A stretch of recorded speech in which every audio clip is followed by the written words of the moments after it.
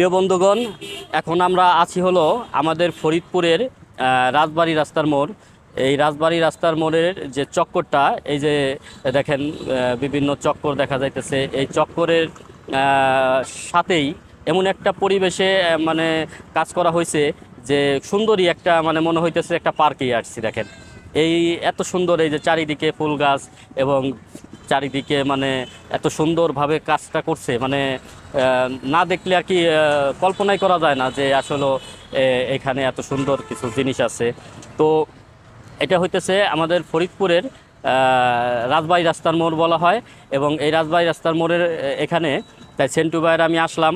তা আসার পরে চিন্তা করলাম যে এত সুন্দর একটা জায়গা পাইলাম, সেই জায়গাতে যদি একটা ভিডিও না বানাই তাহলে কেমন দেখা যায়। তাই সেন্টু ভাইরে বললাম যে ভাই, এত সুন্দর একটা জায়গায় আমরা দুইজন আসলাম, তা একটা ভিডিও বানাই। দেখেন কত সুন্দর পরিবেশ। এই যে এখানে আসলে এই রাজবাড়ী রাস্তার মোড় থেকে সেন্টু ভাই কোথায় কোথায় যায়? আসসালামু আলাইকুম। হ্যালো গাইডস, কেমন আছেন? আলহামদুলিল্লাহ, আমরা ভালো আছি। আশা করি আপনারাও ভালো আছেন।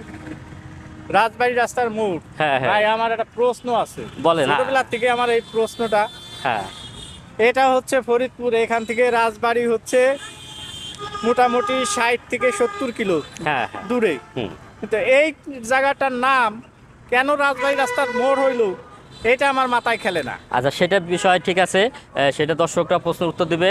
মূল বিষয় হইতেছে যে এই যে যে রাজবাড়ী রাস্তার মোড়, মানে এখান দিয়ে কোথায় কোথায় যাওয়া যায় সেই বিষয়ে আপনি একটু দর্শকদেরকে কিছু বলেন। এখান থেকে সাধারণত খুলনা, যশোর, বরিশাল এখন আর যাবে না, বরিশাল যায় পদ্মা সেতুর উপর দিয়ে। হ্যাঁ মাদারীপুর, ঝিনাইদহ, হ্যাঁ, এইসব অঞ্চলের গাড়িগুলো ঢাকাতে যাইতে হলে আমাদের এই ফরিদপুরের এই রাজবাড়ী রাস্তার মোড়ের উপর দিয়ে মানে যাইতে আপনার হয়। যেমন গলন্দর মোড় হয়ে আপনার রাজবাড়ী যায় এবং মাওয়া ঘাটে যায়, এই তো। হ্যাঁ। মাওয়া তো না, আরিচিয়া দৌলতদিয়া ঘাট, আরিচিয়া দৌলতদিয়া ঘাট যায়, হ্যাঁ, পার হয়। বা মাওয়া এখান থেকে যাওয়া যায়, এখান থেকে ফরিদপুর হয়ে ভাঙ্গা হয়ে আপনার মাওয়ার যে রোডটা করা হয়েছে সেই রোড দিয়ে মাওয়া যাওয়া যায়।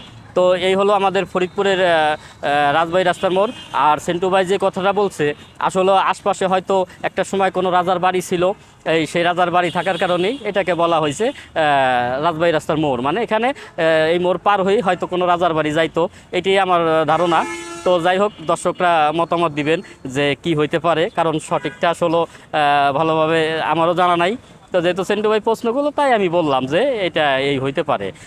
এই হলো বিষয় সেন্টু ভাই। তো ঠিক আছে, এখন ঘটনা হয়েছে যে আমরা যেহেতু এখানে আসছি, তো পরিবেশটা আসলে খুবই ভালো লাগতেছে। তো খুবই দেখার মতো পরিবেশ। এবং এই পরিবেশটাতে আসলে সব সময় আসা হয় না, যদিও কাছে আমাদের সবার, কিন্তু কাছে হইলেও কিন্তু এরকম জায়গা সব সময় আসা হয় না। তাই আজকে হঠাৎ করে মনে পড়লো যে সেন্টু ভাই চলেন, আমাদের রাজবাড়ী রাস্তার মোড়ে এত সুন্দর সুন্দর লোকেশন করা আছে, অথচ আমরা ফরিদপুরের লোক হয়ে আমরা সেই লোকেশনে যাই না।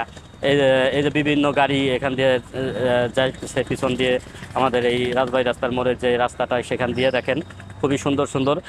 তো আমাদের রাজবাড়ী রাস্তার মোড়ের এই চক্করে এত সুন্দর মানে বিষয়গুলো হয়েছে কি, এত সুন্দর একটা বাগান করছে, আমার কাছে মনে হইতেছে যে আমরা দুজনই একটা পার্কে আসছি।